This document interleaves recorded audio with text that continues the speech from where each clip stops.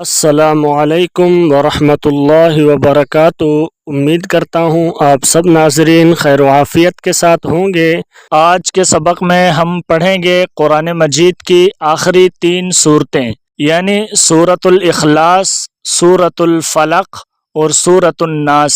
آپ نے اس سبق کو توجہ اور دھیان کے ساتھ سننا ہے اور ویڈیو کو مکمل دیکھنا ہے۔ اس کے بعد آپ نے ان تینوں صورتوں کو زبانی یاد کرنے کی کوشش کرنی ہے، کیونکہ ان تینوں صورتوں کی بہت فضیلت آئی ہے۔ احادیث کے اندر آپ صلی اللہ علیہ وسلم نے فرمایا کہ جو شخص صبح کے وقت 3 مرتبہ ان تینوں صورتوں کو پڑھ لیتا ہے تو شام تک کوئی چیز اس کو کسی قسم کا نقصان نہیں پہنچا سکتی، اور جو شخص شام کے وقت ان تینوں صورتوں کو 3 مرتبہ پڑھ لیتا ہے تو صبح تک کوئی چیز اس کو کسی قسم کا کوئی نقصان نہیں پہنچا سکتی۔ آپ سوچیں کہ انسان اس چھوٹے سے عمل سے کتنے بڑے نقصان اور خسارے سے بچ سکتا ہے۔ تو آپ سے میری گزارش ہے کہ آپ نے ان تینوں صورتوں کو اچھی طرح سے سمجھنا ہے، پھر اس کو زبانی یاد کرنا ہے، پھر اس کے بعد آپ نے اپنی زندگی کا معمول بنانا ہے۔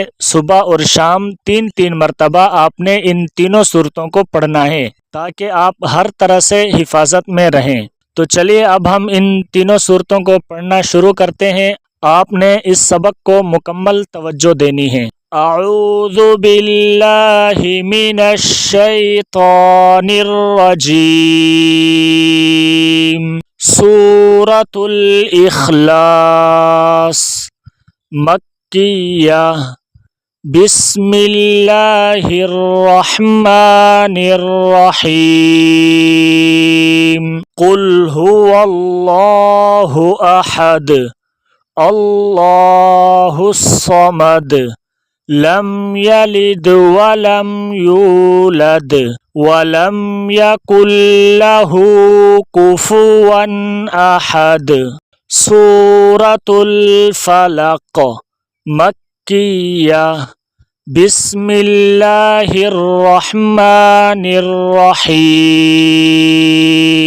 قل اعوذ برب الفلق من شر ما خلق ومن شر غاسق اذا وقب ومن شر النفاثات